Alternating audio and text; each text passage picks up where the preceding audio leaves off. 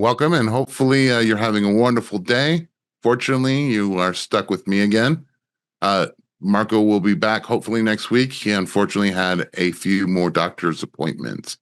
But nevertheless, we do have Jacob Prash. Here he is. Thank you for joining us, everyone. And this week we have Sandy Simpson. Hi, everybody. And also, of course, from down under, we have Davey. How are you doing? Pretty good, thanks, and good to be with you all again. Hard to believe another week's gone by. You are absolutely spot on. And finally, Ilhan joining us from Israel. You're going to stick around a bit? Yes, I'll stick around for a bit. If my eyes close and my head starts to nod, I'm just kidding. We will show you much grace, brother. Yeah, just cut the video feed. I'll do that. Yeah, I'll do my best. I'm wearing a few hats here, but I will do my best to do that. Jacob, do you have any upcoming announcement or speaking engagements? Yes. Apologetically, the England conference is completely booked. We can't take any more bookings. A very few places left in Scotland at Gartmore, which is next month, October. You can book that through the Moria website itinerary page. We're still taking some bookings, but there's no more en-suites left. It's almost filled up completely as well. Due to speak at Crossways Fellowship, a Moria affiliated fellowship in Bournemouth next weekend, next Saturday and Sunday. Details are on the Moria website and on the Moria itinerary page. If you're in the south coast of England area, Bournemouth, Southampton, that area, we'll look forward to seeing you. Okay, well, with that, we will get started. Let's begin with a major announcement. Charlie Kirk's wife is taking over Turning Points. Following the sudden assassination of Charlie Kirk, founder of Turning Points USA, the organization's board unanimously appointed his widow, Erica Kirk, as CEO and chair of the board. Erica, former Miss Arizona and media entrepreneur, has pledged to continue her late husband's mission while also bringing her own vision to the conservative youth movement. Jacob, give me a little bit of your take on this. If she's purely functioning as a chairwoman and in some manner of executive oversight with her board, to this I do not object. She is an experienced businesswoman, and I would not have a problem. But she cannot step into her husband's shoes. A recently widowed young woman with a baby and a little girl who's 3 years old going to college campuses with the potential of violence, hostility, even people would want to kill her as they murdered her husband. She cannot enter into that kind of a sphere of debate on campuses and things like this. That would be completely inappropriate. I would see that as an emotionally triggered response during bereavement and an act of defiance of the radical left that, while well motivated, is extremely badly advised. Now, if it is purely an executive position for some kind of executive function oversight of a board, that's one thing. But she should not try to step into her husband's shoes. There's not many people, male or female, who can do what he did. There would not be many capable of doing what he did as a debater. On the other hand, a woman with a little baby and a little girl and going into that kind of hostile environment, into a nest of vipers, it would be very badly advised. I think the board should have delayed any decision until after the funeral, certainly. I don't agree with it, despite my profound sympathy and compassion for her as a widow, and despite my admiration of her integrity and her courage. She cannot wear her husband's shoes. Sandy, let me go to you real quick. What are some of the challenges you would think she would be facing asserting legitimacy while avoiding just the problems that come when you take over an organization that really was on the shoulders of her husband. Yeah. But did you ask me that question? I did. Okay. I totally agree with Jacob's take on it. When you've got a family and stuff, and they don't have a father left, I think she needs to be thinking about that first and foremost, and they need to find somebody else to fill in for this guy. Now, there are some pretty good people out there that could possibly do this if they took it on as something that they felt that the Lord wanted them to do. But I think she really, she ought to be a administrator, or something like that, and fill in that way. Let me follow up with a question just to the panel. Who are some legitimate people that could take on the role of being the person that's out there on the front line, asking the questions, doing the debates, putting themselves at risk, all things considered? Are there any people that you guys can think of that would fill that role well? Well, Ben Shapiro already has a job and he's not a believer yet. Yeah. So, but he is a good debater. He is one person who would have those debating skills. Unfortunately, he's not a believer either, but he certainly has the debating skills. And although he keeps his homosexual identity to himself, what's his Douglas? Douglas Murray. Douglas Murray. He would have those kinds of debating skills, absolutely. But again, people with those skills are few and far between. And to find a saved believer who would be available to assume that position is something else. Anyone else have any thoughts on who could replace Mr. Kirk? What's the guy's name who's on the 5 and has his own show? Not Gutfeld, you mean, do you? Not Gutfeld, the other guy. Can't remember his Jesse name. Waters. Jesse Waters. I think he could probably handle that. I think he's a little bit old. I think they need somebody very, very young. They do need somebody who at least comes off as young, Yeah. Also, he's something of a satirist. Jesse Waters is something of a satirist. He satirizes the left. There's a comical aspect to his debating style. But I would like to see somebody who is a born-again believer. Absolutely. I think that should be kind of a requirement for TP USA. And yes. I do have to applaud this. At least we don't have Candace Owens as a potential replacement for Mr. Kirk. That would be a nightmare. I can't think of any who I once respected so much, for whom I now think so little. Absolutely. Just to transition, her last podcast, she was talking about how Israel was involved in the assassination of Charlie Kirk. Just the crazy anti-Semitism that we live in is the moment she nuts. converted to Roman Catholicism, she seems to have lost her mind.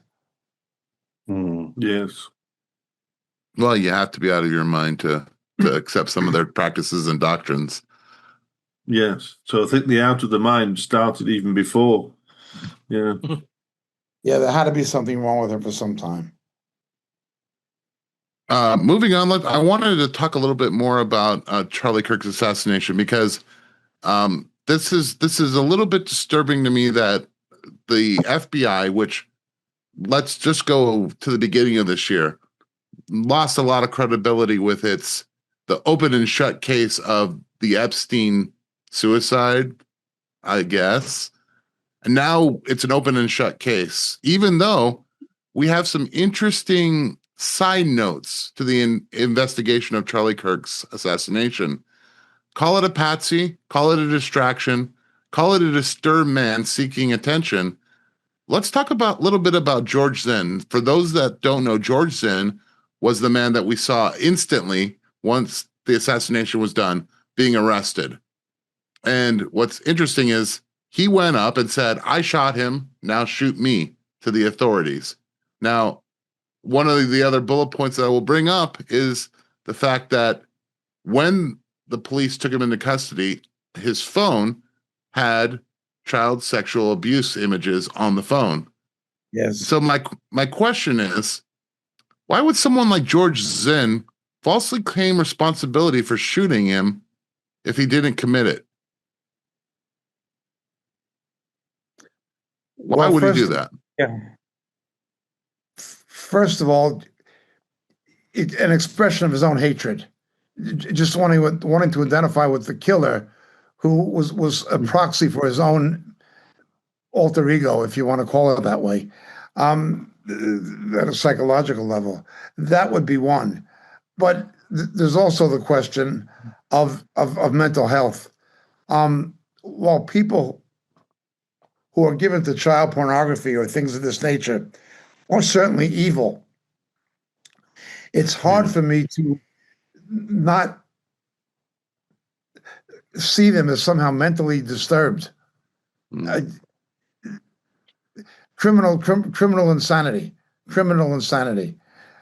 People who are into pedophilia and things like this, I regard pedophilia as criminal insanity. There must be something mentally wrong with such people, as well as something criminally wrong with such people. Yeah. And also, apart from that, it's the old sort of 15 minutes of fame kind of thing. Yeah. Yes. You know, looking for to be infamous. Let me ask you a question then, Sandy, because this is what's wrong.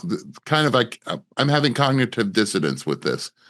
Do you think his actions genuinely allowed Tyler Robinson to get away from evade authorities in that day?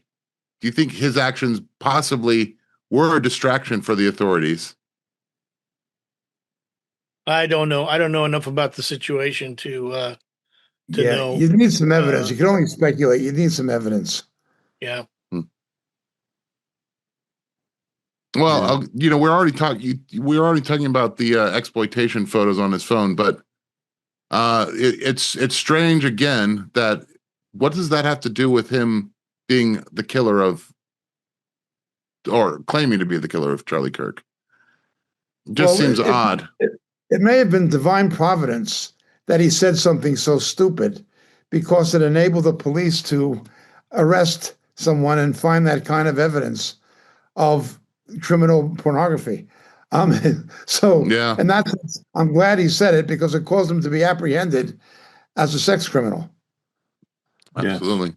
Well, one interesting aspect to all of these things that are going on are they're almost all linked to somebody who's perverted. That's right. That's Some kind of sexual deviancy, Yeah, That's correct. The kind of ironic thing is, okay, the media may have been upfront with that, but the thing is, they tried to suppress Tyler's trans partner. Yeah. Kind of, they tried to really downplay that issue and what was written on the gun and all the rest of it. So, yeah, that's kind of ironic. Yeah. That kind of leads into our next topic. Jacob, the left has gone nuts. It always was kind of mentally deranged, but what Montel Williams said, how this was an act of love, how we must respect Tyler Robinson. I mean, are they reaching for straws? What's He's going one of on several. here? He's probably the most famous of the ones who've said this. They've presented it as a love story. Montel Williams said his motive was not political, but the person he loved, the object of his affections. It's like as if it was the woman you love or something, whatever. The object of his affections, in a romantic sense, was assailed by the values represented by Charlie Kirk. And he was motivated by this ambition to protect the sanctity and dignity of his affection for his male lover. This is what Montel Williams said, making him a victim. It's a love story. It's a tragic love story. Montel Williams is a sick person. He's a vile, disgusting person. I think he was a former boyfriend of of Harris, wasn't he? Yes, actually, he was. I believe before the mayor of San Francisco, it was Montel was Yeah, one of the that would boyfriends. explain a lot himself. It may well have been a motivation for him to, because maybe his girlfriend / boyfriend / whatever it is, was complaining about Kirk. And so he got all riled up and went and shot him. That may be part of the deal, but that doesn't excuse anything, No, not at all. no, it doesn't. And as I was saying in the pre-show, it reminds me of when Alexander the Great was talking about the sacred band of Thebes, who were all warriors, homosexual warriors, lover with lover, basically protecting their back in battle, and how it was beautiful, their martial prowess to die together. It does remind me that militant homosexuality is something that is very concerning if we take into consideration Tyler Robinson is willing to kill someone for basically insulting his lover. God was pretty pervert in Nashville. That pervert in Nashville shot the kids in the school. Yes, he's not the first one. No, it's we've had many examples of this. God was a tad concerned about militant homosexuality. That's why he destroyed Sodom and Gomorrah. Sodom and Gomorrah, yes. Yeah. Talk about militant. They went after angels, of all things. Even after they were blind. Exactly. Sick world we live. Talking about someone who else is sick, let's talk a little bit of, we've seen something shameful in the fallout of Charlie Kirk's assassination, people gloating over his death. Even Jimmy Kimmel mocking and twisting the truth. He's now off air, corporate sponsors fled, and some demand he donate to Kirk's family. But here's the deeper danger. Freedom of speech is being weaponized. The same people who cheered Charlie Kirk's silencing now cry censorship when backlash comes their way. And friends, this matters, because how we treat free speech today is how the gospel will be treated tomorrow. So to begin with, should someone like Jimmy Kimmel be punished by the government, or just lose his sponsors and be completely unmarketable, in you guys' opinion?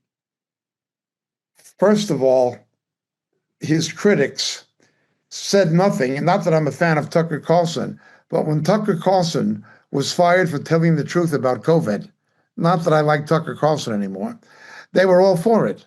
But when it's Jimmy Kimmel, they're all against it. It's the usual hypocrisy. But to see a degenerate moral slob like Schumer decrying his being fired, who is going to make a joke out of a murder of someone who, even other homosexuals who knew him, like Dave Rubin, said he was a gracious person and he did not hate homosexuals. A man with a wife and a little baby and a little 3-year-old girl, to make that the subject of late night comedy. Look, the left is trying to politicize his dismissal. They are citing some mergers that require FAA, Federal Communications Commission, approval, and saying that they're pandering to the Trump administration because they require the approval of Trump for some of these mergers. What about all the mergers that were approved by the Obama administration with Comcast and NBC? Not only that, but Disney, who's the head honcho, are Democrat. They are not conservative in any sense. But let's look at the real issue. This is what they're not saying. They're politicizing it. It's not Disney. It's not Trump. It's Nielsen, the Nielsen ratings. Television is about ratings. Ratings are about money, advertising revenue. It's a money game. Kimmel was a talentless loser. His ratings were very low, lower than Colbert. Lower than Colbert. The guy was a talentless loser. He was a bum. He was only there as a political stooge and mouthpiece for the left wing of the Democratic Party. Well, it's all left wing now. That's the only reason he survived. But in terms of the marketplace, the guy was a loser. He was a bum. He was talentless. His ratings were in the rubbish bin. He couldn't deliver the goods. People began complaining, and it simply gave the network a reason to get rid of him. It's about money. Somebody like Rachel Maddow, she still has enough ratings that she probably could have survived it. I don't know if she'll survive long term, but he couldn't. He doesn't have the ratings. He doesn't have the talent. That's what it comes to. It's about ratings. It's about money. It's not about politics. They had ambition to get rid of him anyway because he was costing them money and his ratings were too low, even lower than Colbert. Yeah. The guy's a loser. The guy was a loser. And that business, you're either a winner or you're a bum. He was a bum. Yeah. You know, yet they kept him on. One big concern for me is that all of these people making light of this murder, and in fact, a number of these murders it's creating a movement. Yes. I posted an article by Robert Spencer of PJ Media who says now leftists are posting hit lists of people they want to murder next.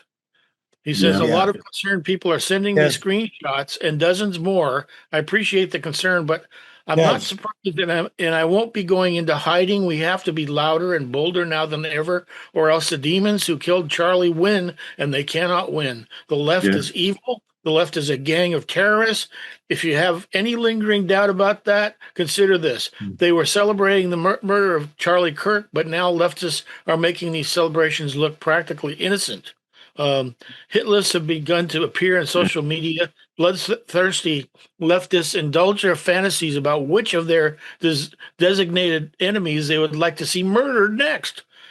And yes, there's no doubt whatsoever that the people who are openly displaying their bloodlust in this way think all the while that they occupy the moral high ground. Correct. That is correct. It kind of reminds me of how Islam celebrates the death of innocent people. Yes. I wonder if that's coincidence.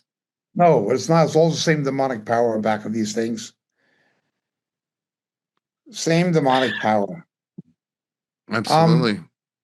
By the way, when I say that employ the term bum, I mean it in the for our listeners and viewers in Great Britain and Australia, New Zealand.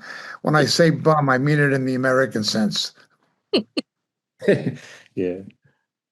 One thing you said last week too, Jay, when you talked about the two witnesses, like how it's in a lot of ways the celebration kind of thing is a precursor. We are going to see it a lot more and more. One thing, though, with all the censorship kind of thing we've had, got our e-safety officer, she's been trying to have the footage of the Charlie Kirk assassination taken off platforms or unavailable for people here in Australia. One thing that gives me a little bit of hope too, that they won't shut us down completely with social media, is because it says when that happens too, the whole world will watch and see, and and they'll cheer and all the rest of it too. So I do think these things are going to happen more and more. And that hit list thing, I did see that, Sandy, and that is, unbelievable. But that's where they're getting to it, and it'll. That article by Robert Spencer is really good. It is somewhat frustrating to understand that there is a list. I mean, do we as conservative have a list of people that we wish death on? I don't think so. We would much rather talk and try to actually bring them to our side. As Christians, we want to do apologetics. Yeah, that was the approach of Charlie Kirk, so they murdered him. Yeah, I think they know our greatest weapon is prayer, and it is the word of God, because that is the power to change lives and all the rest of it. That's why there's so much legislation on prayer going on at the moment. It's kind of like I'm waiting for Marco to get back and to get well. We want to do a video on the war that's going on in prayer, like what's going on, where they're trying to ban outdoor prayer in like Quebec and Canada. They're legislating what prayer is lawful and what prayer isn't lawful here. Because they know that's how heavy, what do you call it, artillery, prayer and that kind of thing. We have a list of people we pray for. They don't want us to pray for them. That's our hit list. Our hit list is the prayer list. As constant as it has been from people on the left celebrating, a lot of them celebrating Charlie Kirk's assassination, another trend that has gone viral is many people who have been irreligious on the right are now saying, I am going to church because Charlie Kirk can no longer go to church.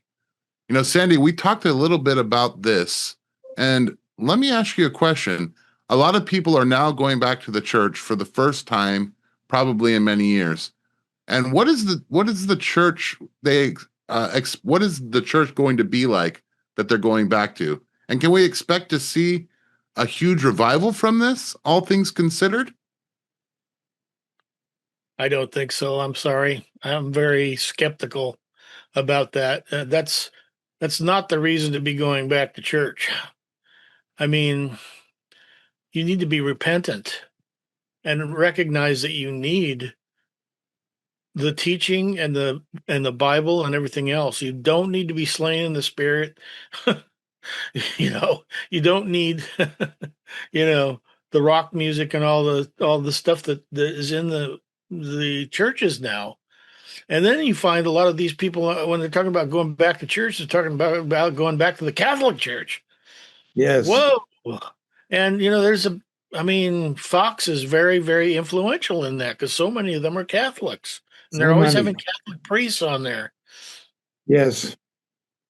Yeah. Jacob, what can we expect from the Christians the potential Christians that are going back? Is evangelical church, the churches of today in modernity, are they going to give them true doctrine? Are they going to give them the word of God, or are they going to filter What it? we have seen is because of the moral attack on the family, because of transgenderism, and because of the genocidal atrocity of abortion, well-meaning born-again Christians and pastors and other Christian leaders, because they are in a desperate fight over abortion, transgenderism, and indoctrinating children, the genital mutilation of children, it becomes a Hitler and Stalin alliance. Followed by a Churchill and Stalin alliance. When the Luftwaffe was attacking London and Liverpool and Coventry, Churchill couldn't choose his friends. He knew Stalin was no good. He knew Stalin was no better than Hitler, but he had to do what he had to do under those circumstances. I think that mentality has permeated the church. Mm-hmm. So I've seen people who mean well, like friends of mine, like Jack Hibbs.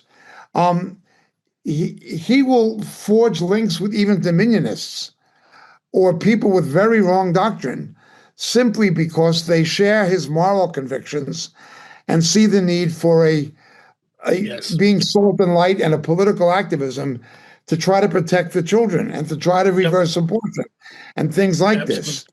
This has begun with the abortion movement.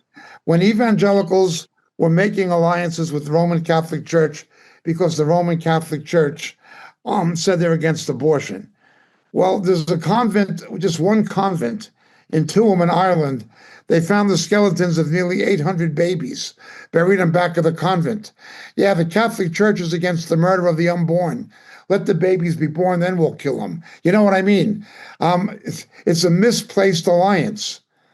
World War II was no longer over when Churchill warned of the Iron Curtain. Too late. It was too late. Truman did what he did, and that was it. Stalin was empowered by the Truman administration. It's the same kind of thing. Yeah. Because of this battle, this not just a moral battle, and a spiritual battle, certainly, but they're going after children. They're states.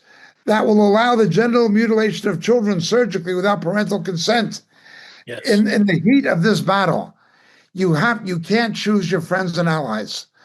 That is what undergirds a lot of these ecumenical overtures. I understand the reason for it, but it's not right. That was especially ecumenical is a perfect way of saying it, because I remember back when they were doing all the marches for Jesus, that's when a lot of this kind of ramped up, getting together with the Catholics and marching, because we can be together with them, on this issue, because they're against abortion. But then, of course, it crossed more lines to the point where, we can do evangelism together. That's I'm right. going, wait a minute. We're not on the same page at all with that. And, No. So I saw a lot of that happen, with these Calvary Chapel guys and stuff. They fell right into it. And the devil's agents like Chuck Colson got in and did the work Satan had for them to do. Yeah, I totally agree with what both of you are saying. It's kind of like, I know a lot of people have been encouraged by people, in the streets, proclaiming Christ and all the rest of it. But the thing is, I'm thinking, okay, what Christ, what Jesus? Because at the moment, they're united on political causes. They're not being united by common doctrine. They're not being united, it's not in the true faith. And so a false unity is always going to bring, it's always going to be the false way. It's only going to expedite the road to Babylon all the more. Yes. Bring about, they'll embrace a false Christ this way. Correct. And so, I'm very concerned by that. And I did see that, what was it, Timothy Cardinal Dolan, he's now wanting to nominate Charlie Kirk for sainthood. So you can see that ecumenical. Oh, wow. But, wow. I hate to say anything good about the devil, but he certainly knows his business. Yeah, that's for sure. But, I mean, you have to do 2 miracles to be a saint. How's that going to happen? Yeah. Don't worry. They fixed it up for John Paul II, I think there's a very low bar for miracles in the Catholic Church. Yeah, it's like I think it's extremely low. I can do this weird thing with my elbow. That's one miracle. Yeah. A moral degenerate who protects pedophile clergy at the expense of not protecting Roman Catholic children from them and gets away with it, and they call him the Holy Father. That is a miracle. That is a miracle.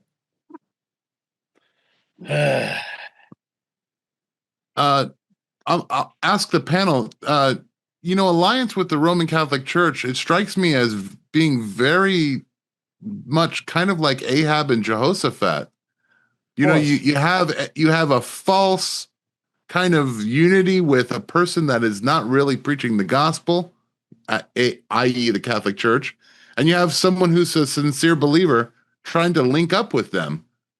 And I think a lot of naive Christian leaders they're not aware of how similar their alliances are to this biblical. This is a very biblical story, and it's teaching a very important lesson. Be careful who you ride in the chariot with. And unfortunately, it's one. If you want to, sorry about that, Davey. Oh, I was going to give a little advertisement for Jacob because he did a message on this called "Chink in the Armor," and if you want to see a great example of how you apply that story, that's a great video to watch. Boy, did I get in trouble for it. Yeah. David, go ahead. Oh, no, I totally agree with Sandy. It's just a lot of people do not see the danger of it, but we all know how that ended. And I was going to say, watch that teaching. It's only been recently reposted on Mooneyies Chapel as one of your favorite 5, Sandy. Yeah, it's. I mean, I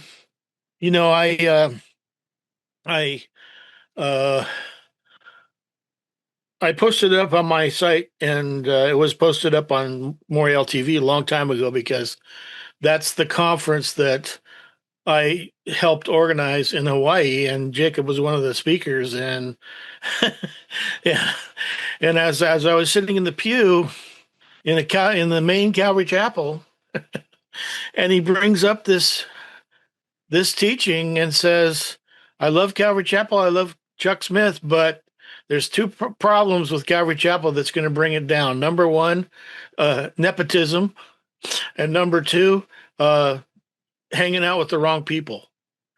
And as soon as I heard that, I thought of two things. First of all, this is absolute prophecy, and they need to listen to this because this is exactly what's going to happen. It's from the Bible. It's happened before. And then the second thing was, he is going to get demonized like you wouldn't believe. And that definitely happened. Yep. Yep. They were really mean to him, is all I have to say.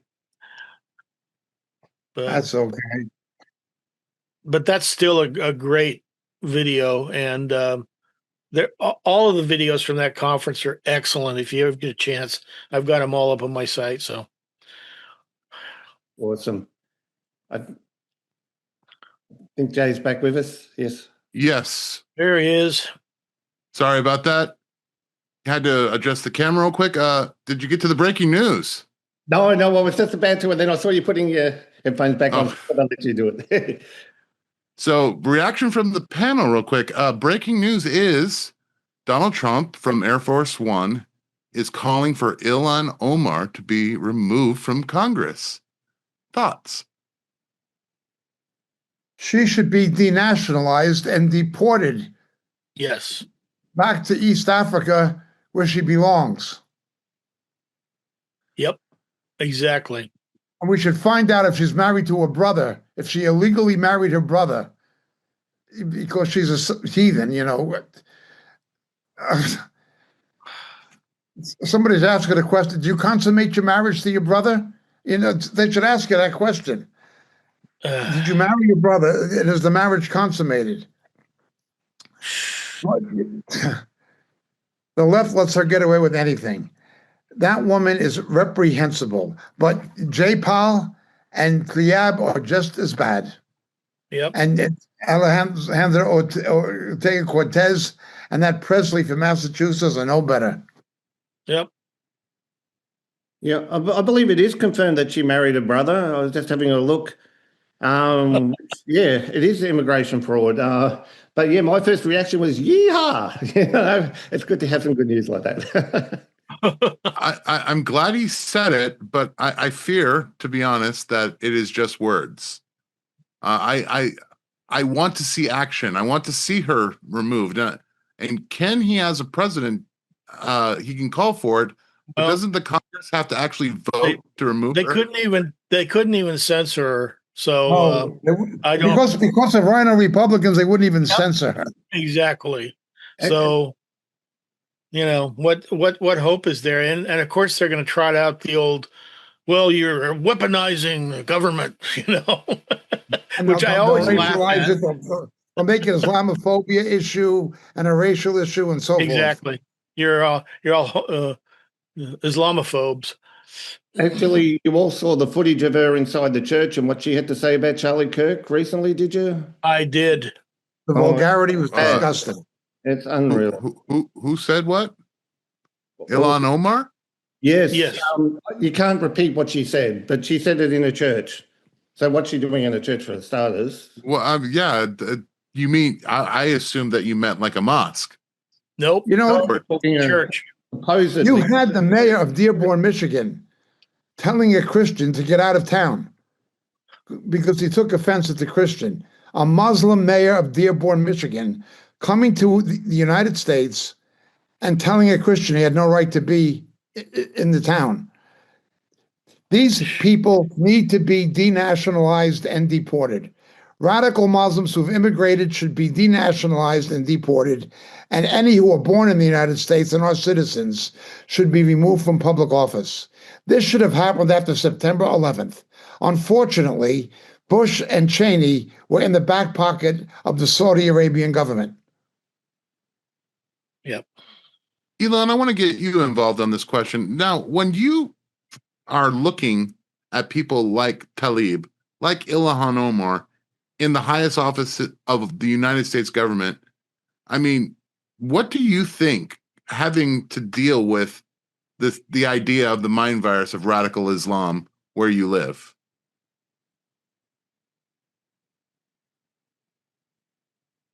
I can't hear you, Ilhan. You are muted.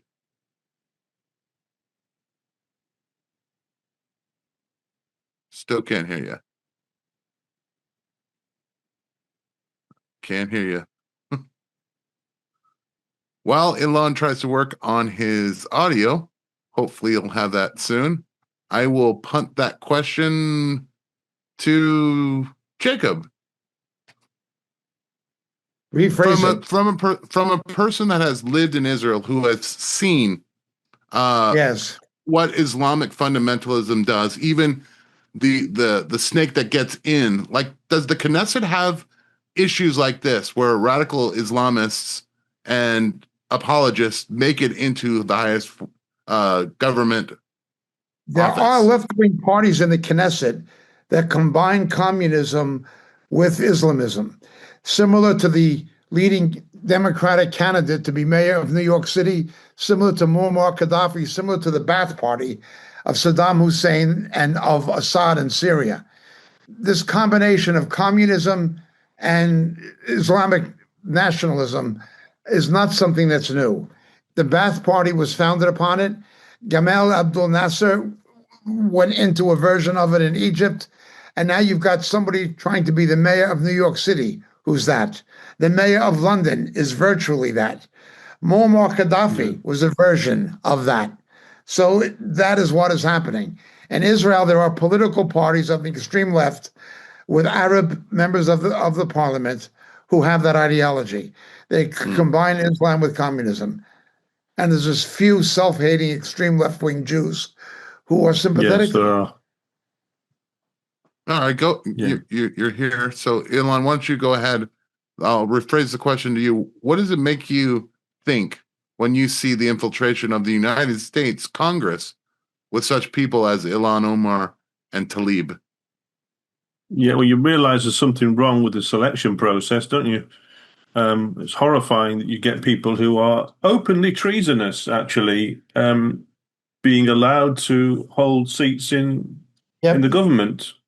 That's absolutely appalling. They hate the United States. They've expressed their preference for Somalia or whatever third world dump they come from, and poured scorn on the people they're supposed to serve. So they should be ousted, denaturalized, and booted. Yes. Really. With the blessings of the book. Yeah. And stripped of their assets, all the illegal assets that they've stolen for the years, because they make a lot of money, which they're not getting from their congressional fee. They're doing it some other way. You know, all of these people that have been in insider trading, all the rest of it, they need to be stripped of their assets and criminalized. Really.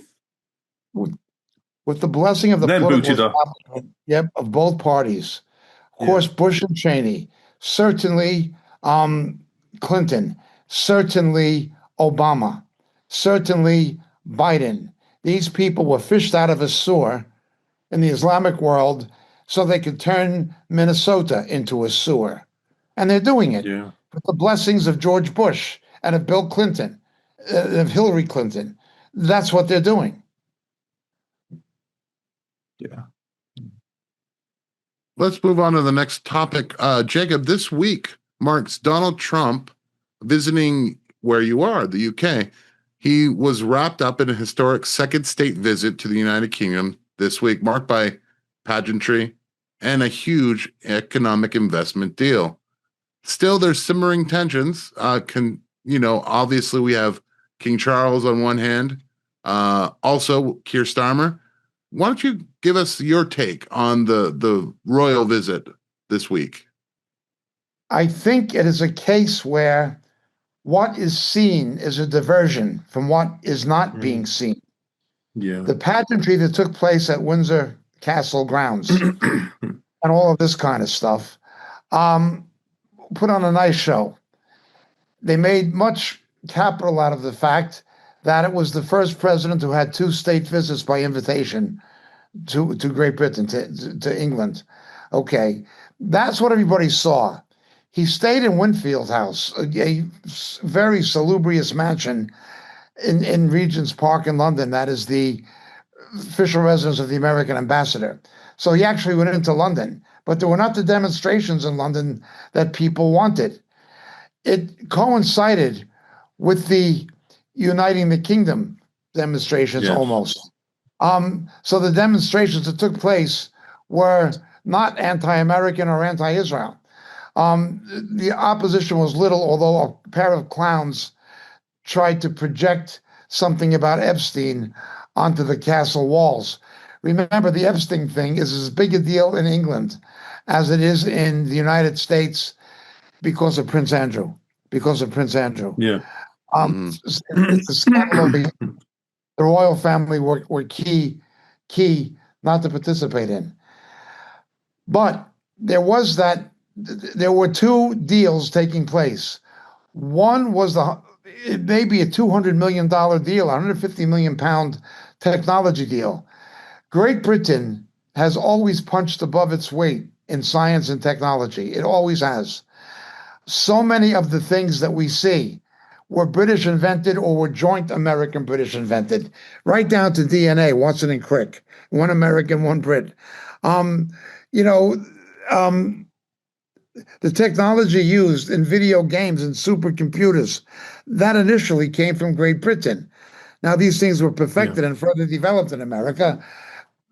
Britain has bad corporate management. It does not have good corporate management. It's jobs for the boys, it's the class system, it's Freemasonry, and all this garbage. The people running British industry are not very good. But their scientists and engineers are extremely good. Punching way above their weight. Let's remember something. In the mentality of the people who understand history and who run the world, the Anglo-American Empire, as it were, won the First World War, won the Second World War, and won the Cold War. That's the thinking. The Anglo-American power structure remains the same. Most of the world is still run from Washington, New York, and London. Let no one tell you different. The other centers of power, be they Paris or Beijing or whatever, they're secondary. The real power is still the City of London, Wall Street, and Washington. That's where the real most, and to that I could add Silicon Valley. Okay, that's the real power. Now, the deal was there, but there's more to it than that. I'm sure on the agenda, when they met at Chequers is like what Camp David is in America. Chequers is the British equivalent, the summer vacation home of the prime minister, as it were. What's going to happen in the UN what's going to happen in the UN, the Israel vote was certainly on the agenda. What else is on the agenda is this. Mr. Trump came. The Americans are well aware of the fact that both the Labor Party and the Conservative Party are in peril of losing out to the Reform Party of Nigel Farage, Mr. Lowe, and so forth. There's going to be a transition of power in Britain soon. Mr. Trump, normally, when he would meet with Nigel Farage or somebody like that, he would do it up in Scotland at his golf resort, where his mother is not far. His mother's from the Hebrides. His golf resort is in Turnberry, which is south of Prestwick Airport near Glasgow. He normally meets there when he meets with the opposition. This time he didn't meet with the opposition there. Something is definitely brewing. There's going to be a political change in Great Britain, at least it's being anticipated, that there's going to be a fundamental political change. 2 signs of it are definitely the rise of the Reform Party, and the second is the rise of Uniting the Kingdom, which the media has tried to play down and call them neo-Nazis and extremists, but that was not the case at all. Something is happening, a change is coming to Britain. And that is something that precipitated Mr. Trump's visit. He wants to make sure that there's a continuity of the Anglo-American special relationship with the transition that's coming. Yeah. The other thing is, in addition to that, the Ukraine is on the table.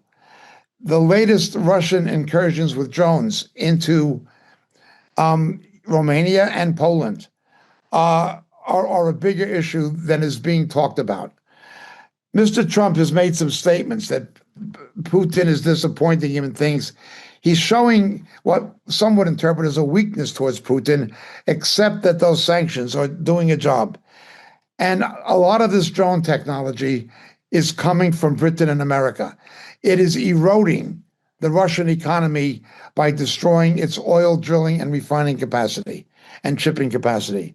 I'm sure there was important strategic meetings concerning the Ukraine, concerning Russian incursions into NATO territory, and I'm sure the Middle East was on the agenda. How far will the Starmer government go? But the Americans are anticipating the possibility of a major political and social political change in Britain. And Mr. Trump needs to guarantee the continuity of the special relationship, no matter what the upheavals. I think that's what underlines it. The rest was pomp and ceremony. A follow-up question, I guess, for Elon or you, Jacob. Given that what is being called for in the United Kingdom, it's very Trump-like. They want to see mass deportation of illegal immigrants in their country, Yes. removed off of not only the social welfare, but removed from the country. Yes. How does that fit in with the fact that you have someone like Keir Starmer who absolutely will refuse that? I think it is a shakeup politically of what the leadership of the UK, but what I've heard from the Reform Party, they're not looking to do mass deportations. It's very narrow, the people they want to basically deport.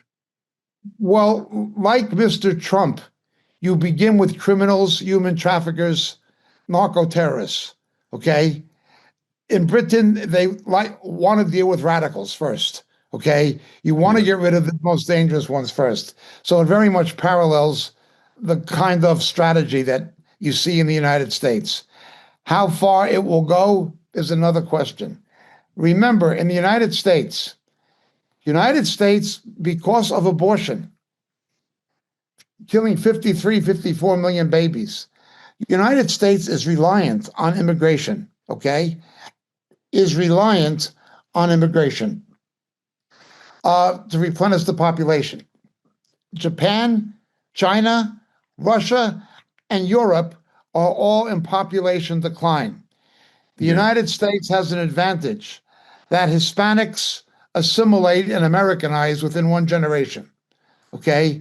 They become gringos with a dark complexion within one generation. It's an American advantage. The problem is when you bring in illegal immigrants to do that. Yeah. But even the illegal immigrants fulfill a function. When you've got states like California raising the minimum wage to $20 an hour, okay? The only way to beat that is to hire illegal immigrants. So industries and businesses become dependent on illegal immigration, okay? Britain, apart from the fact that the Democrats want these people in to register to vote, in Newsom and California and things like this, Britain has a similar situation. The Labour Party, like the Democrats in America, want these people and panders to them. And the Conservatives have done nothing about it. The Conservative Party have done virtually nothing about it. That is why you're seeing this kind of reaction. Mr. Starmer will not do it. You're absolutely correct. He will not, absolutely not do it. But because of the Ukraine and because of the Middle East, and not by the Ukraine, I don't just mean Ukraine, I mean the Russian incursions into NATO territory, there are other priorities taking precedent over immigration. True. Yeah.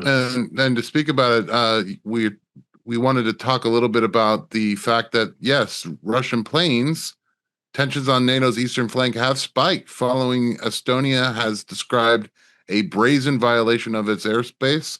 On September 19th, 3 Russian MiG-31 jets entered Estonia's territory near Vandalu Island over the Gulf of Finland.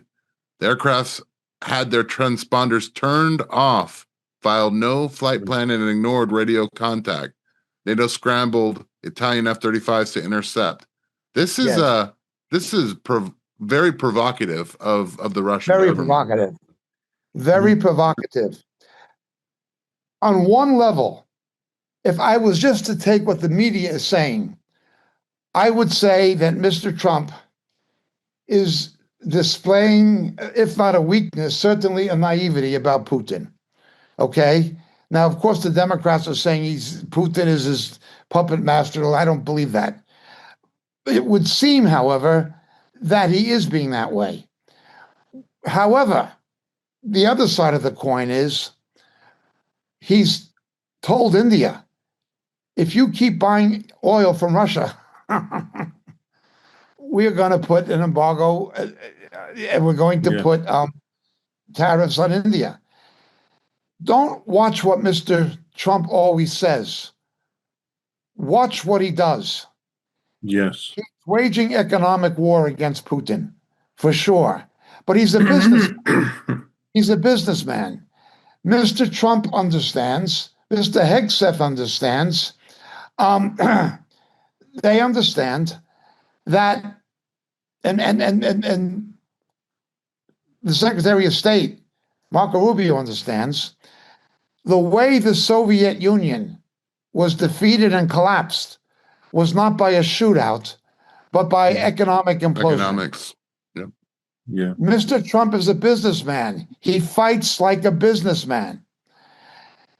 The technology given to the Ukrainians to develop a manufacturing capacity of drones, that technology had to mainly come from Great Britain and the United States, undoubtedly. They could not have developed the avionics packages without assistance from America and Britain, possibly some from Germany and France. Certainly, let's just say NATO, led by America and Britain, okay? You realize 16 to 18% of Russia's oil and natural gas production capacity and export capacity has been crippled by these drones. That is a big, big problem. A big problem. He's having to sell his oil to China and India, not refined crude. They have their own refineries. He's just selling crude at discounted prices, but they're paying for it in Indian rupees and in Chinese yuan. He's in trouble. Trump is waging an economic war. No matter how much he dislikes Starmer ideologically, America and Britain will always have to fight together, no matter what. No matter what. The only exception I can think of was the stupidity of Dwight Eisenhower in the Suez Crisis. The stupidity of Dwight Eisenhower was an exception. I remember, despite the huge Hispanic population in the United States, when the Falklands War happened, the Americans had sided immediately when they couldn't broker a peace, they sided with the British. They have to stick together.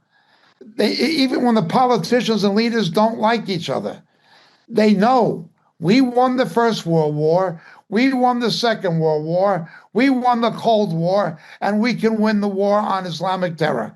They know that, whether they want to admit it or not. They have to accept the historical and strategic reality. That is what is happening. The Five Eyes are going to have to stick together. No matter what you think of Abo in Australia or New Zealand or Carney in Canada, the Five Eyes are going to predominate because it's in the strategic interest of all five countries.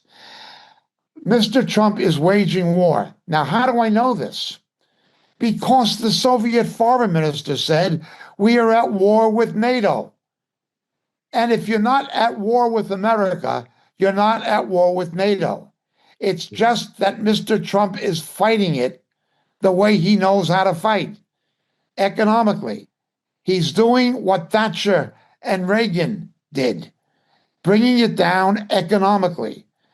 They lost the Warsaw Pact, then they lost the Soviet Union, then they lost the CIS. The only thing left now is Russia.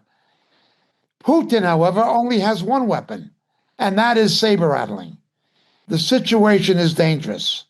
You're getting food shortages in supermarkets now in Moscow and in St. Petersburg.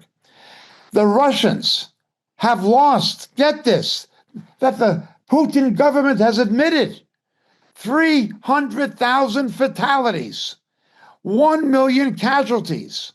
That is nearly the official figure. The actual figure is probably higher. But that is nearly 5 times as many people as the Americans lost in Vietnam, and a dozen times higher than what the Soviets lost in Afghanistan. It's higher than the Korean War and Vietnam put together, much higher. How much longer can this go on? It's no longer only affecting rural Russia. Now it's beginning to affect the big population centers, St. Petersburg and Moscow. He's in trouble economically. Yeah. He had a sovereign wealth fund. He's eroded it. He's eroded it. The rupee, the Russian ruble, it's worth a penny. It's gone. He has no more of savings. What's he going to do now? Now, like any wartime economy, you get a temporary boost to the economy through the wartime spending. But the money has to come from someplace. Now the money has all but run out. He's desperate. And desperate people, as we always say, do desperate things. He's saber rattling, hoping that NATO will pressure the Ukraine to make concessions. Because on one hand, if he makes concessions in Russia, he's seen as a loser. On the other hand, he can't continue fighting. This situation is becoming potentially very dangerous, and it is a reason, maybe the main reason, why Donald Trump came to Britain for those meetings at Chequers. Very interesting. Question. Let's move on to the next topic. Let's talk a little bit about the church, because we are seeing somewhat of an awakening, especially with these protests all over Europe. A lot of them are singing hymns. A lot of them are proclaiming the gospel. And we are seeing people once again kind of fascinated with the church. So let me ask a question to you, Sandy, specifically. You mentioned a couple of stories. The one that really interests me right now is the Southern Baptist Church, the SBC. They were mocking Charlie Kirk? Yeah. This was written by J.D. Hall from Insight to Insight. I like that name. They pulled back the curtain on evangelical cowardice. James Roberson, Send Network pastor and NAMB banner, suggested Kirk got what was coming to him because he fought in a carnal way. It was not merely tasteless. It was Don Lemon or Jimmy Kimmel kind of thing to say, but saturated in evangelical pop cockery. I like that. It insulted the family of a man who had been cut down and mocked, and it mocked the God who tells us that the world will hate us because it first hated Christ.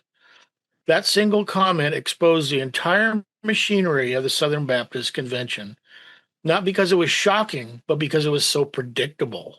For years, the SBC has excused, coddled, and promoted men who should have been corrected or removed. Amen to that. So, that's not shocking. surprising. Yep, it is shocking. And of course, there are others who are mocking, that kind of stuff. Let me ask a question to you, Davey. As far as churches in Australia, This seems to be a global phenomenon that we're seeing with the SBC, where there is a sense of evangelical cowardice. I would say that we are coming to the point where most of the mainstream church would probably mock Stephen as carnal. They would mark the Apostle Paul for being carnal, for calling out certain elements like Alexander the Coppersmith. Yeah, you're totally right, and I think you've got a good example of one person's doing with Paul at the moment later on. But yeah, look, the church here is just. I know the churches are bad everywhere. It's really hard to find a good church now. If you've got a good church, keep praying for it. Keep your pastor in prayer. Keep your elders in prayer. Even if it's just a small group, keep one another in prayer, because it's kind of like the attacks are just getting unreal, and they're getting unrelenting. And look, they are starting to wear a lot of people down. I know a lot of people have been getting encouraged by, some of the stuff they've seen going on, and I haven't been able to share their enthusiasm, and I know they could probably think I'm a bit of a, what do you call it, gloomy Gus when it comes to that kind of thing. But unless people rend their hearts, unless people repent and turn to the Lord, and we see the fruits of repentance, we're not going to be any change. We're just going to have this, kind of false unity kind of thing. I was a first-hand witness to the SBC, because my former church, which I left, the SBC, if you're in the Southern Baptist Convention, you have to contribute to the missionary fund, and I think there's another one. All the churches have to do that. Yeah. And I asked the pastor, I said, how come you guys are still contributing to these guys with the way that they're acting, and the things that they're saying, and you're not calling for their resignation? And there was no answer to that. And it's like they just, we don't want to rock the boat. Well, that's no good, because you keep doing that and nothing's going to get done, It's the same here, Sandy. We don't have the SBC, but look, from what I've been hearing, it's the same here. And these churches are being run like big corporations. Same structure, big corporations. Yeah. Right. Well, given Australia's political climate, Davey, could a Bible believing that's very strict and fundamental to the word even exist legally in Australia's kind of nanny state? No, I'm just thinking of the laws that you've passed. It's ridiculous. because of the laws that have been passed here. You cannot actually be a legal. If you're going to be a Bible believing church, you cannot actually do it legally, because of they're legislating prayer, what you can pray for, what you can't pray for, who you can pray for, who you can't pray for. There's so many laws and restrictions at the moment here that you cannot legally function.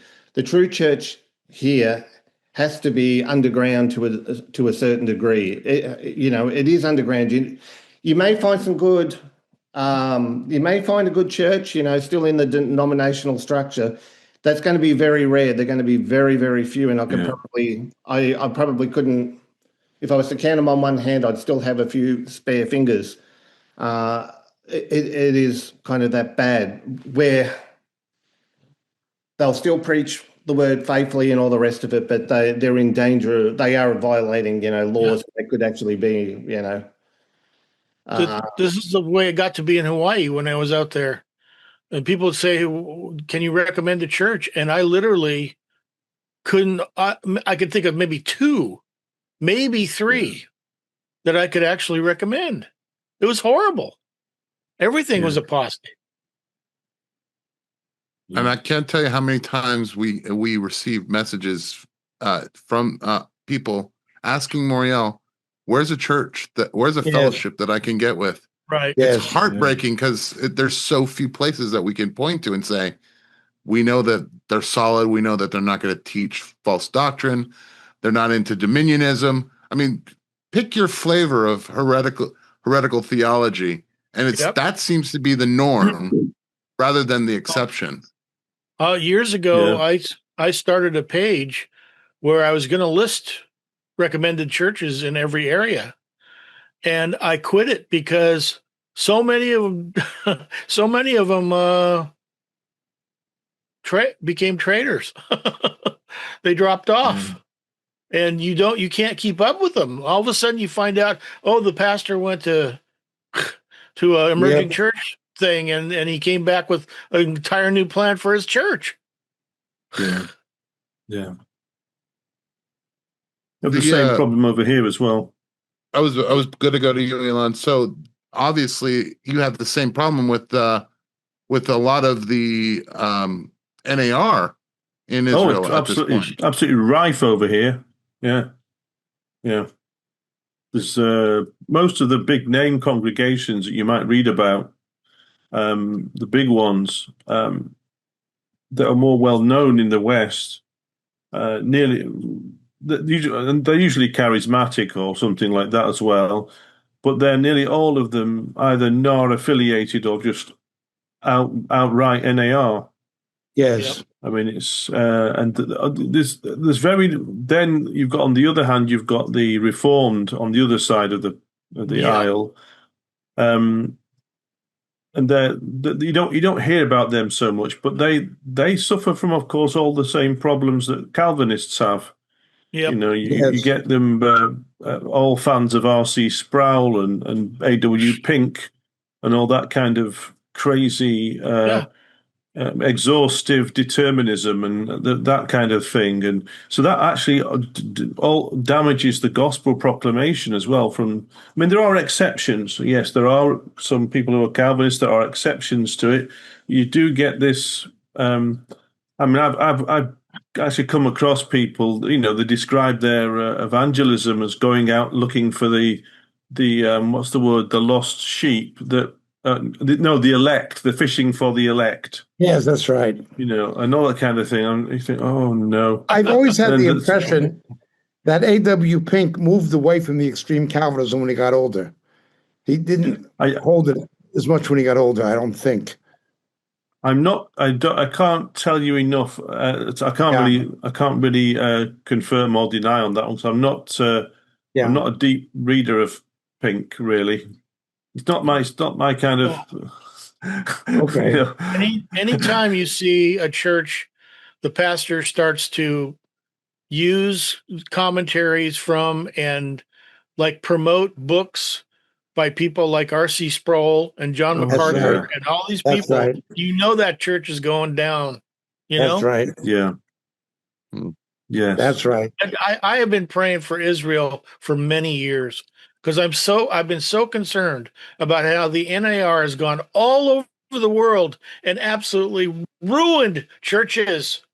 Yeah. They go in there and they lay hands on everybody and tell them that they're prophets and apostles, and they've messed up the church, the house churches in China, everywhere. They came out to Micronesia and ruined the mission work.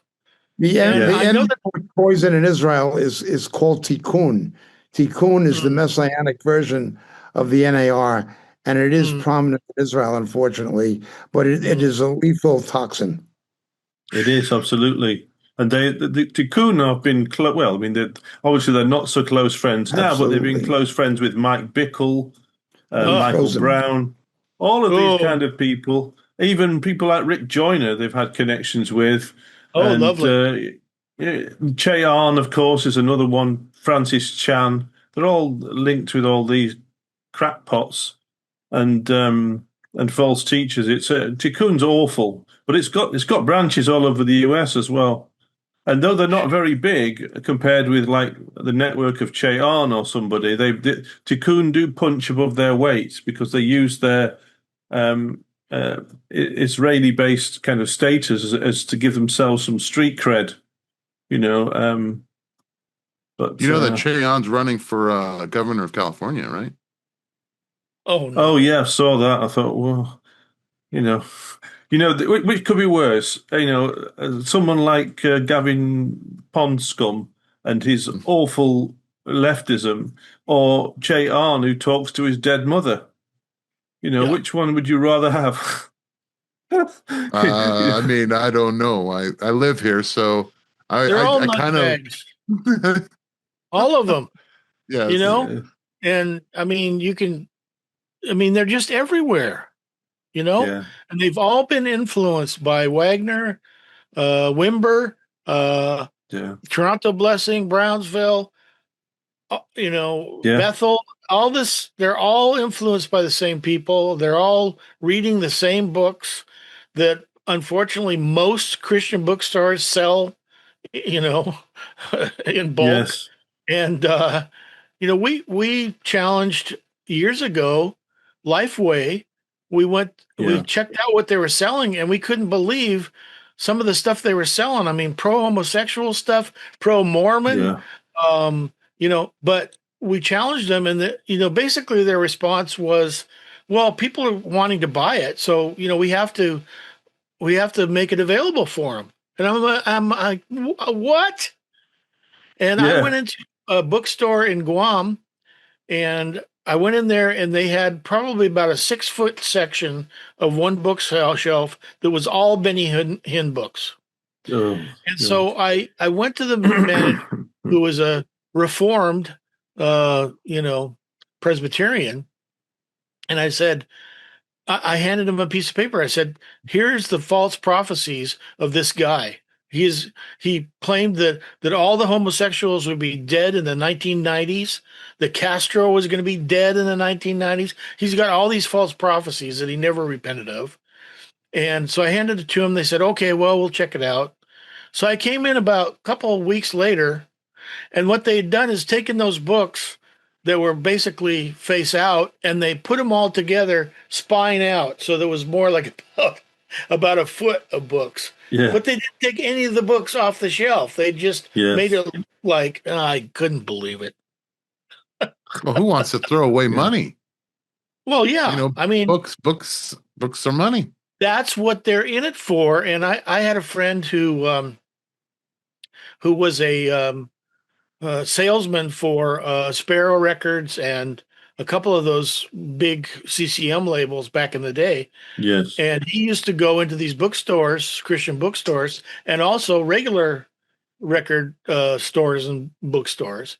And he would go to the Christian bookstores and say, "How come you guys are selling these records for like twice as much as the secular bookstore is selling them for? Because you're saying that you're a ministry. You're not a ministry. You're in it for the money." Yeah. So I figured that one out pretty quick. It reminds me, Yes. the Christians were the first one to take all the occult books and burn them.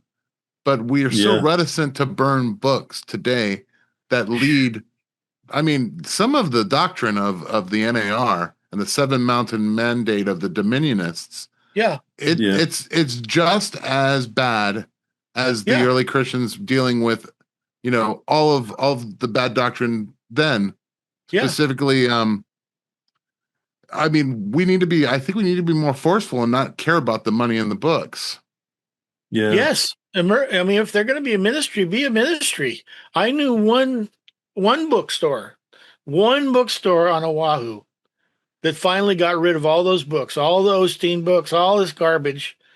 But then they were left for very few books.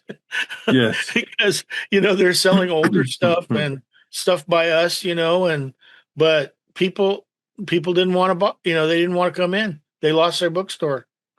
So, but that's the problem we have these days. It's a big problem. Where's Sandy, Yakov gone? I believe Jacob is having some computer issues. We'll continue. Yeah. Hopefully, he'll be back for backstage. If Hopefully. not, Sandy, you get the honor of answering questions. I wanted to touch on. You mentioned Mike Bickle. He's recently in the news. Sandy, what's going on with Mr. Bickle? Yeah. Well, he's been found to have been molesting young people in his churches, and unfortunately, now his sister, who's a false prophetess and blasphemer, is defending her brother Mike Bickle. She says her name is Prophetess Lisa, insists she's speaking on behalf of God directly, says that God has pardoned Mike for everything he's done, and anyone who's spoken against him or criticized him, they need to repent and knock it off. She readily admits she has not read the allegations against her brother, which is 17 women, including 2 minors, and will never read Oh, them or my. ask questions about it. Despite this, she calls them exotic trash and a false narrative. Then she says this story and stories like it should never be investigated by the church, whether it's true or not. It doesn't matter. That's a demand that secular society has placed on the church, and the church is Oh, now boy. answering secular society about the blood of Jesus. Can you believe that? Mm. You know, we're the ones who are No. supposed to conduct our own court according to the Bible. We shouldn't be sending stuff to secular courts. You know, we Yes. should judge. We need to judge within the church, because someday we're going to judge the nations. We're going to judge Yes. the angels. Obviously, the suppose so. prophetess sister of Mike Bickle is not going to be a very good judge. Oh, Yes. what a But liar! with the Bickle, you know? yeah, with the Bickle won't thing even- though as well. It's not just his spiritual misdemeanors; it's criminal offences. You know, Yes. I mean, That's criminal. if you're sexually molesting minors, that's a criminal offence, not just merely a sin. And you know, here he's the author of, you know, he's a big promoter of what's called bridal theology, which is actually what Sarah has been sharing in her women's Bible study on this whole thing, which is really, it's a crock. And you know, he comes off, they sing these songs, they have these songs, I have a few of them on my site, where they're basically love songs to Jesus, talking about laying with Jesus and that kind of stuff. I mean, this is blasphemous stuff, folks. And so now you see why has been promoting this stuff. Yeah, also, You he got a lot of that bridal theology thing. So a lot of it comes from Catholic mysticism Yeah, as well. no. That's correct. You know, Mhm. and it's that's why it's so creepy. A lot of it, It's Michael very Bickle creepy. stuff. But Ugh. you know, when we were watching all these tapes from one of the prophetic conferences of the NAR, these people are creepy. Yes, I mean, they are. you really Yeah. notice it. You watch them standing on stage, and you're going, most of them are probably either homosexual or something, because they're acting very creepy. And like that one lady who's like, she's slaying this little boy, you know, and like, you know, grabbing him and kissing him and stuff. Oh man, that really Yes. bothers me. It's just creepy.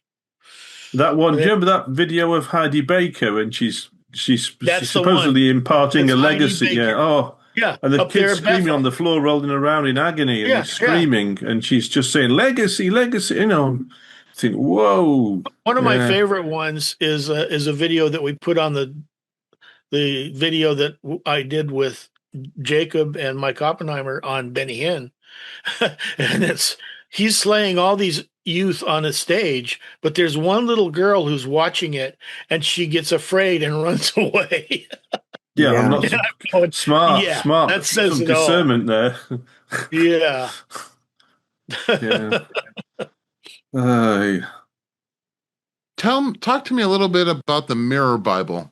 Oh yeah. Well, I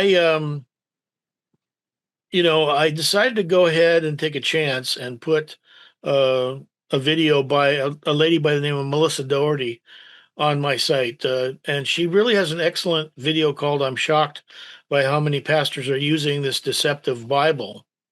It's a translation that teaches a different gospel and says that you're divine. It sounds like a bunch of theological nonsense to me, and too many leaders are teaching this nonsense to others. And she goes through and shows verses side by side from like the NASB to this Mirror Bible, and it's completely different. I mean, it's not even a translation. Yes. It's just, you know, it's a bunch of stuff that's made up. And I said this earlier when we were talking about this. I think that they got the idea for this from a movie that Bruce Lee wrote years ago, and I remember seeing it.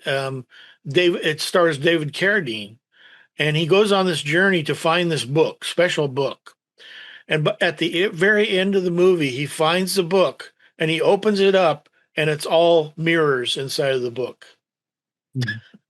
Yeah.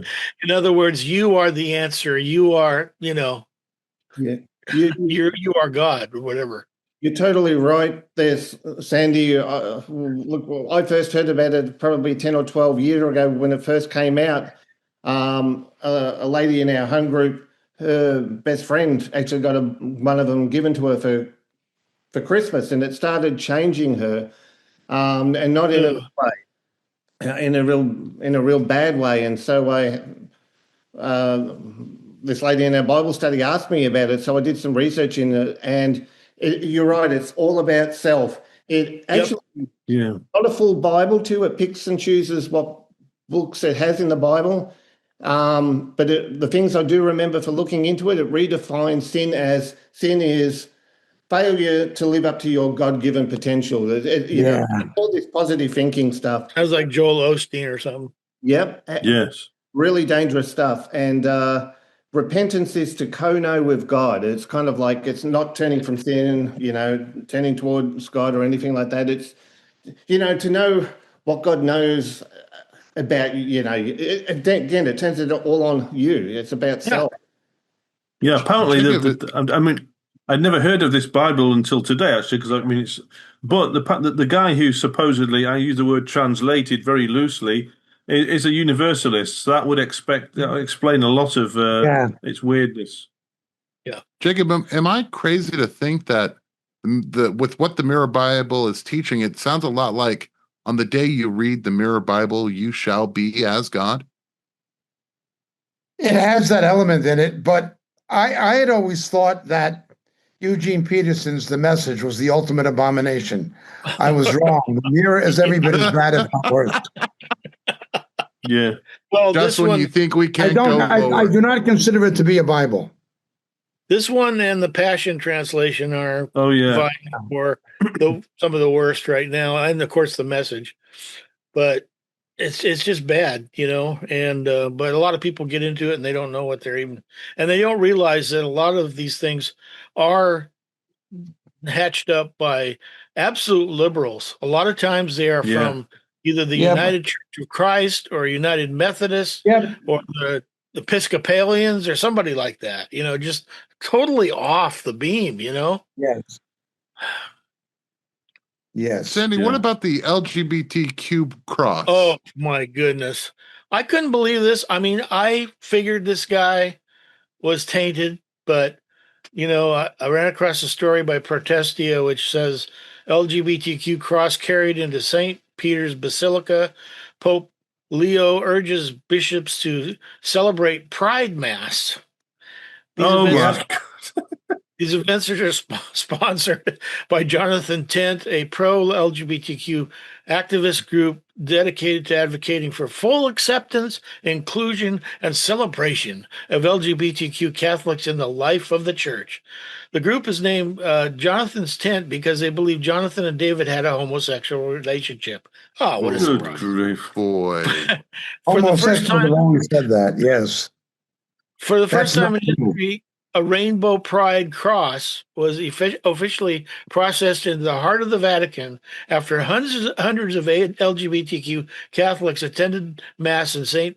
Peter's Basilica with the blessing of Pope Leo, who personally encouraged the vice president of the Italian Bishops' Conference, Bishop Francesco Savino, to celebrate with them.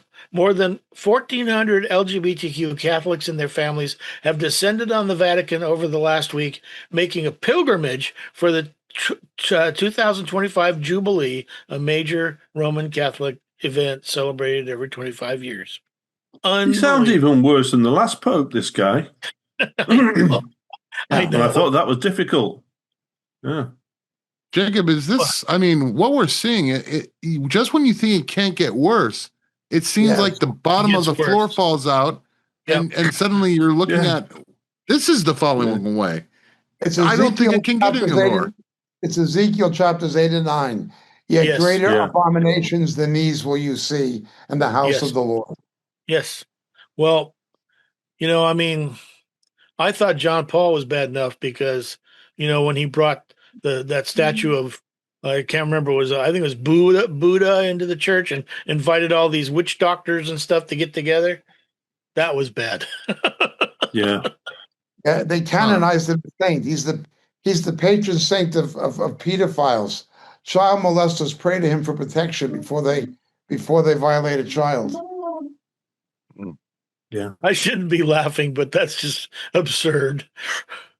Uh, And Anyway. Francis brought in the mother goddess from South Right. America Right. into the church. Yeah, pack your mama, Yeah. pack your mama. Yep. Yeah. Yeah. Oh, they were all big Mariologists, all of them. Finally, let's talk a little bit about the HGTV star Jen Hatmaker, Sandy. Oh, geez. Jen Hatmaker completely denounces the church, says she may never go back. The Apostle Paul makes it clear they went out from us, but were not from us. If they had been with us, they would have continued with us. 1 John 2:19. To abandon the bride Yeah. of Christ is not a side path to the Christian life. It's to abandon Christ himself. There's no way around this truth. You cannot sever yourself from his people and pretend to cling to his person. The bride and bridegroom are inseparably joined. Reject one and you reject the other. For years, Jen Hatmaker has been a slow, steady march toward this very point. The warning signs have always been there. She was once paraded as a darling of the Evangelical women's ministries. What a shock. A best-selling author, published by the SPC, publishing arm, Lifeway, a podcaster, even a brief HGTV star, yet beneath the bright veneer, compromise grew like mold. Yes. Yeah. Some of these guys are really good writers, by the way. Yes. To end this section, and I just wanted to comment, if you have a question for Jacob or Sandy, please make sure to get them in. We'll do backstage in a few minutes. But before we do that, we have one last topic. Donald Trump's spiritual advisor, Paula White, Oh, has once again stirred controversy, this time praising the leader of the Unification Church, Hak Ja Han Moon, calling her called by heaven and affirming her assignment. White has appeared at Mooneyies events for years, but at the 2025 World Peace Summit, she further and openly joining the mission of unity, faith, and peace. Yeah. Well, she declared that Mother Moon loves the Lord and carries such a tremendous calling of God in this earth. I mean, come on. I mean, she's been totally duped. The Mooneyies, man, they're one of the most duped cult ever. Of course. We tried to witness to those guys, and it's almost impossible. They're just like, they get angry even hearing about the blood of Jesus. They get crazy. And they came all through the islands out there. Moon came under the flagship of, I think it was like Federation for Families or something, and he was offering to build rec centers on the islands.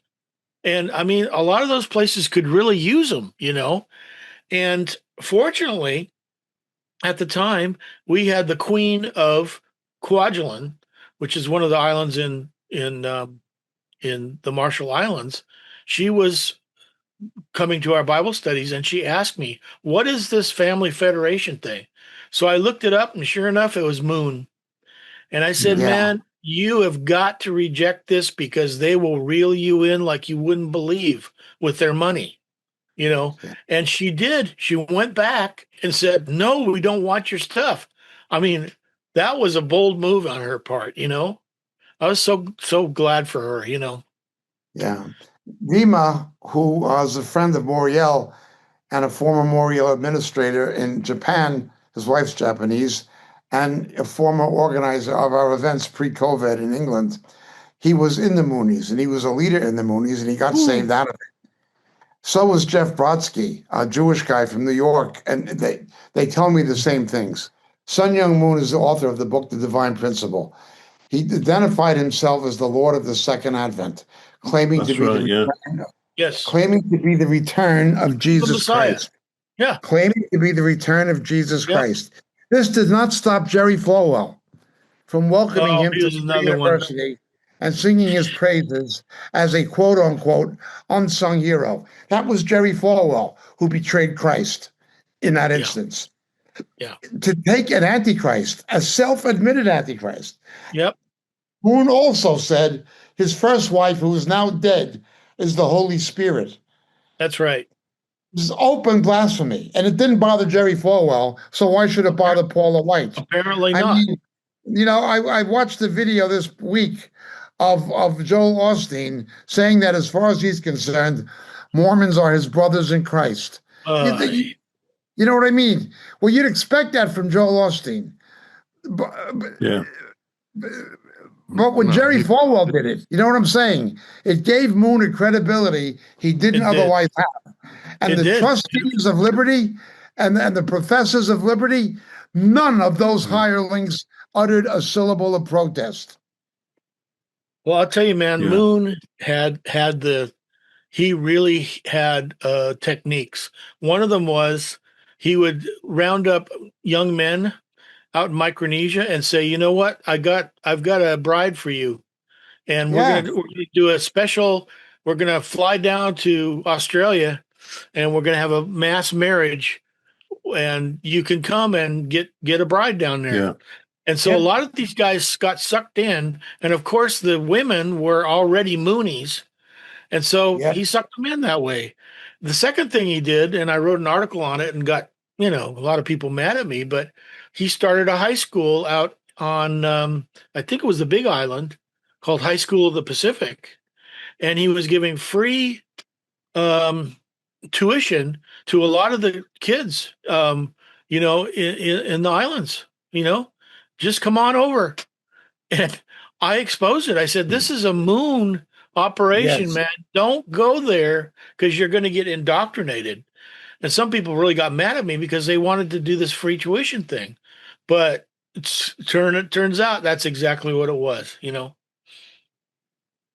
Yeah. Jacob, what's the danger of having someone like Paula White, this high-profile Christian leader with government support? She's a daughter of Jezebel. She's a demonized daughter of Jezebel, and she's personally immoral. You ever see the picture of her walking down Via Veneto in Rome with Benny Hinn when he was still married to Susan? Walking out of a hotel. She's an immoral woman, and she's demonized. Yeah. Anybody who will sing the praises of an antichrist is demonized. She has said that she's a little god. She has said that was taken to heaven and saw God, and she also, with her husband, her latest husband, Jonathan Cahn from Journey, they're up he's in the pulpit with her. Okay, I mean it's bad enough that she's in the pulpit, but they were doing a thing on marriage, and they spoke up and said, if you're having problems in your marriage, I think you ought to just get some pornography and watch pornography together because that'll really help your marriage. And just a reminder too, we're in the time of the appointed feasts at the moment. So you know what that means, don't you? That means give more money to her ministry. She's at it again that way. Oh, sure. They all do that. Yeah. But the thing is, it bothers me, and I'm very concerned about it because she's always pawing at Trump when she's standing next to him. She's got her hand on his arm and stuff. And I don't trust that woman at all, you know? And I'm just afraid she's bringing her dominionist stuff in, probably prophesying over him, telling him that you're going to save everything, and not good. Wasn't she the one who had herself crowned along with Ed? I'm going to get the wrong Ed Young or Ed someone, and they were carried around the church in this procession with thrones with crowns? Was that her? I don't remember that one, but who knows? I mean, you know, these word of faith people are so far off from any Yeah, they are. reality. Yes. And, you know, she should not be a head pastor of a church in any case. He should Yeah, not be allowed in absolutely. the church unless he repents. Exactly. But she always, I mean, ever since I first saw her, she came off as somebody who's, you know, a floozy, to tell you the truth. Well, she's a Jezebel spirit, doesn't she? Yeah, exactly. We have plenty of those. No kidding. Well, I think that's going to do it for our show as far as the regular news. We're going to go to backstage. So please stay tuned. We'll be back in a few minutes and we've collected your questions. We will be asking Jacob a lot of questions that we didn't get to last week, but also some this week, hopefully. But we want to thank you for watching, and we will be back in a few minutes.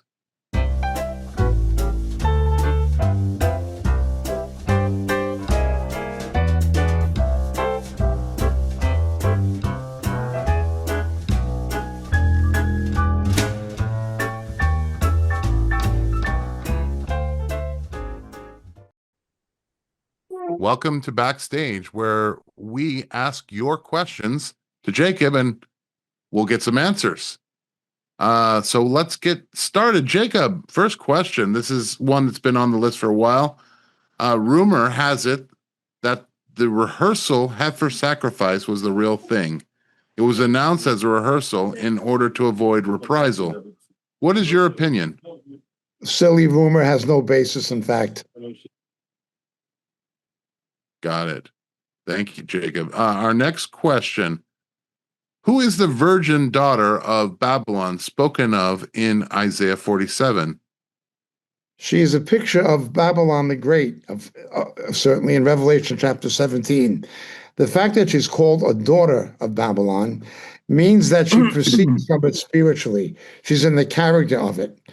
One way to understand this is how the personality and character of Queen Jezebel was transferred, as it were, to her daughter, Queen Athaliah. It parallels that. This is not called Babylon, but the daughter of Babylon. That would suggest it is a combination of religious, political, and commercial system in the character of the Babylonian Empire, which has its own origins going back to the Tower of Babel, of course, in the days of Nimrod and Semiramis. So the fact that it's called daughter would suggest strongly that it's not actual Babylon. For instance, Peter, writing from Rome, says she was in Babylon, greets you in his epistle. So Babylon is always a combination of the political, the commercial, and the religious. Ultimately, it will be a footstool of Satan that the Antichrist will use once he gets power. Then he will get rid of it. People have tried to speculate it's America or it's something else. There's no basis for that. They have no exegetical evidence whatsoever for such speculations. None. Thank you, Jacob.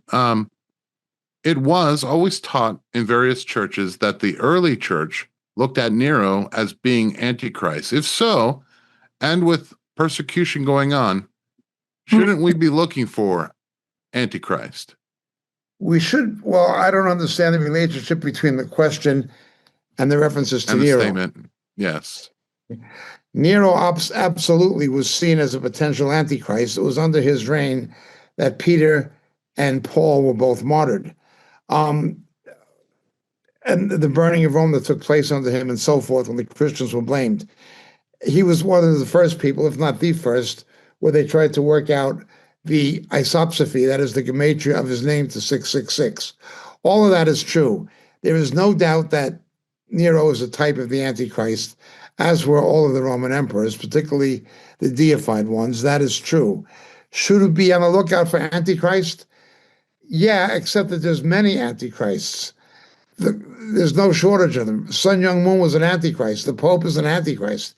The question is, who will be the ultimate Antichrist and false prophet.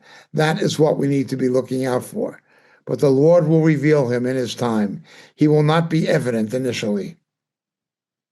Next question. Will we get time to warn unbelievers once we identify the Antichrist? There will be a recognition of who he is, but shortly after his recognition as to who he is when the rapture and resurrection will take place. The rapture and resurrection cannot take place until he's identified. Again, part of the problem will be there'll be so many false Christs. What makes him different? But he will ultimately be revealed. He will take his seat in the temple of the Lord. That is the final sign of imminency. That is real imminency. When you see the abomination spoken of by Daniel set up, the Shikutza Meshomem, that is the real sign of imminency. The pre-trib people have invented their own definition of imminency that is not scriptural. Imminency that Jesus spoke of was when you see the abomination set up in the temple. That is what is that, and being able to identify 666, what it actually is and who it actually is. Those will be the ultimate signs. Should we be looking out for these things? Yeah, but realize we're not going to know until Jesus reveals him. In the meantime, there will be many antichrists and many false prophets. All right. There's some questionable statements about Israel and Trump having something to do with Charlie Kirk's death. Can you give your thoughts on this, Jacob? Speculative idiocy, devoid of any factual merit. Perfect. Jacob, is the new film a companion piece to Shadow of the Beast? No, there will be certain elements coming down perhaps, but not a lot. It's something different. Does the man of sin know he is the man of sin? He will know at some early point that that is who he is. Don't forget, there's two stages to him. One is when he realizes he's a son of perdition. But the second is when he counterfeits the resurrection of Jesus, Satan is cast down from heaven and inhabits him. He will become a virtual counterfeit of the incarnation of Christ at that point. So he will already be active, but at some point, he will become essentially virtually Satan incarnate.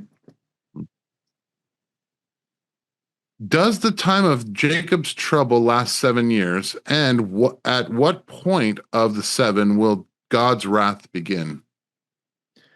God's wrath begins between the 6th and 7th seal when the faithful church is removed.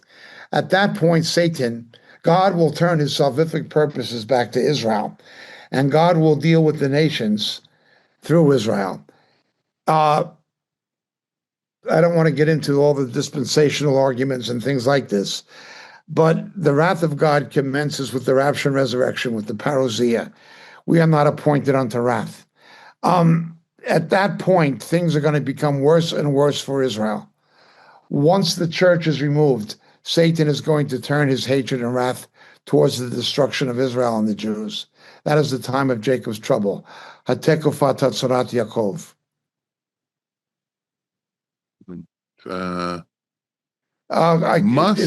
It's illustrated through Revelation 12. When the man-child is caught up and rescued, the beast goes to make war with the woman and the rest of her offspring. That'll be the time of Jacob's trouble. All right. Thank you, Jacob. Okay.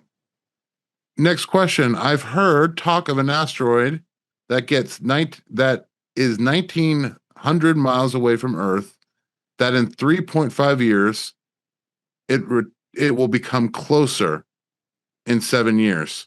Depending on the circumstance, could it be prophetic at all? At some point, some kind of an asteroid is going to hit the Earth. Bill Brehm, a Christian from the Mensa organization in New York, began teaching about this from a scientific and biblical perspective in the late 1970s. At some point, that will happen. To say that this one is it, I doubt it. If it was, you would see NASA and you see everyone talking about it and focusing on it. It does not appear to be that one, but at some point an asteroid will hit the Earth. Thank you, Jacob. Does the third temple need to be built in Jerusalem in order for 2 Thessalonians to be fulfilled and Matthew 24, the abomination of desolation spoken of by Daniel? The abomination has two aspects, one of which is Satan will be worshipped in Christendom after the apostasy. The church is called the temple multiple times in the New Testament using various Greek terms. Heron, oikos, hagios, naos, 7 times at least the church is called the temple, and Antichrist will be worshipped in the apostate church. That will happen. But it would appear from a Revelation 11 that there will be a literal reconstruction of a tribulational temple, and the Antichrist image will be set up in it, yes. Right. Another question, is Ukraine going to become the newest Afghanistan for United States weaponry? No, because the United States was boots on the ground active in Afghanistan, and it's not boots on the ground active in the Ukraine. You may have DIA and CIA people who are former military that are there in a civilian capacity as advisors and things like this, but there's not exactly a strategic equivalence to what happened in Afghanistan, no. Additionally, Afghanistan was an internal war, was a civil war with the Taliban. The Ukraine, it's fighting an external war with Russia. Will our resurrected bodies have access to heaven during the millennium? No. We're on earth with Christ to the end of the millennium. All right. Has anyone in the panel ever read George Mueller's narratives? George Mueller is well known here in England. Most Christians are familiar with a lot of Christians are well familiar with his works. He was from the moderate wing of the Brethren movement who did not go along with John Nelson Darby. He'd be more like Dr. Samuel Tregillis, not necessarily in his eschatology, but he'd be like James Grant. He'd be like Hudson Taylor. He would be from the sane access of the Brethren movement as opposed to the Darbyists. Well known. He was similar to Dr. Bernardo, concerned with homeless, destitute youth. He was a Christian humanitarian who took care of these kids and told them the gospel. His work was largely in Bristol. Dr. Bernardo was London, and George Mueller was in Bristol. Thank you, Jacob. Another question. Why did Jesus instruct his disciples to be wise as serpents and harmless as doves? Jesus complained almost that the sons of darkness are shrewder than the sons of light. We are never called to be naive. We are never called to be undiscerning. We are never called to be gullible. Never. You're up against a clever enemy who is subtle. And in order to stand in resistance and opposition to that enemy, you have to know how he thinks. How would I put this? Police detectives are trained to burglarize. Not that they're going to go out and commit burglaries, but they're going to know how burglars think and operate, okay? I have a Christian friend who works with us in RTN ministry, and he's based in England, and he has a cybersecurity company. He's paid by corporate clients to hack into their computer systems to see how wire fraud or hackers can steal data, can attempt possibly illegal cash transfers electronically. He's hired to break into your computer. He wouldn't steal a paperclip. He's a Christian, but he knows how professional hackers and how cyber thieves operate and work. But he's a Christian. We are to be the same. We are to know and understand the way Satan works with complete innocence, but we are not to be unwise as to the ways of the world and the ways of the God of this world. Too many Christians, Jesus complained, are unwise in the ways of the world. They're naive and they're gullible. Thank you, Jacob. Have you ever heard, Jacob, of the Messianic March? When Jesus returns, he goes to Mount Sinai and then marches with the saints to the Mount of Olives. No, the scripture seems to indicate he comes to Mount Seir in Basra area near Petra, and then to the Mount of Olives. That would be more scriptural, going from Isaiah and Ezekiel and Zechariah 12. Not that other one that you mentioned, no. Okay. They may be Jacob, confusing Mount Seir with Mount Sinai. Yeah. No. All right. Thank you, Jacob. Are there demonic beings in human form and or total demonic possession of unsaved? Can they present to an unsaved individual as a spiritual warning in a traumatic event? Two questions there. Let's go with the first one. I'm not sure I understand the question as phrased. Are there demonic beings in human form? Are there humans out there that are basically demonic? Okay, Paul tells us that we can entertain angels unaware. Angels can appear in human form. We see this at the resurrection of Jesus and at other times. They appear as men. The only thing demons actually are fallen angels. They're fallen angels. They have angelic power. There'd be no reason to believe that is not a possibility. But what is more common, and ultimately this relates to what some people think about the Nephilim, demonoids. But the most common way something approximating that normally takes place is through cases of demon possession. Got it. Thank you. Thank you, Jacob. What did Jacob make of Colin Urquhart in England ministry? Many gifts of spirit were in operation.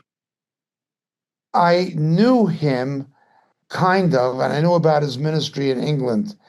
It was something of a previous generation to me, but he was still around. He did not really go, the watershed in England was the Laughing Drunken Counterfeit Revival, the Toronto thing. He never completely went with it. He was sort of somewhat in the middle concerning it, but he never completely went with it. After that, I think his son took the ministry over, but we don't hear anything about him anymore. He's really someone from the previous generation. Yeah, And his ministry was called comment? Kingdom Faith.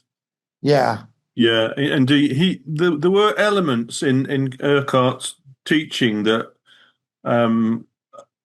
some of it was a little bit similar to elements you'd have heard from the Fort Lauderdale Five.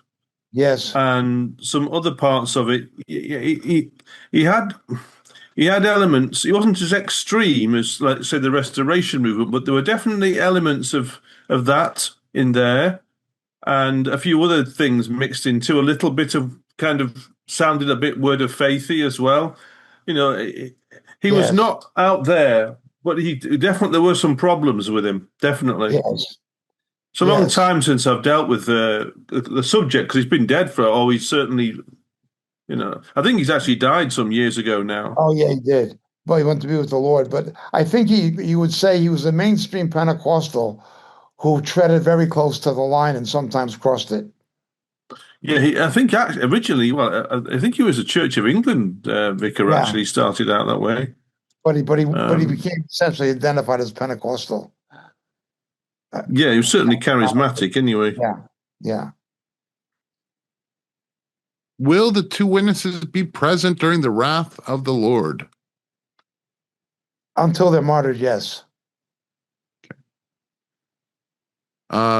This is for the panel. Your thoughts on the inauguration of the Pilgrimage Road?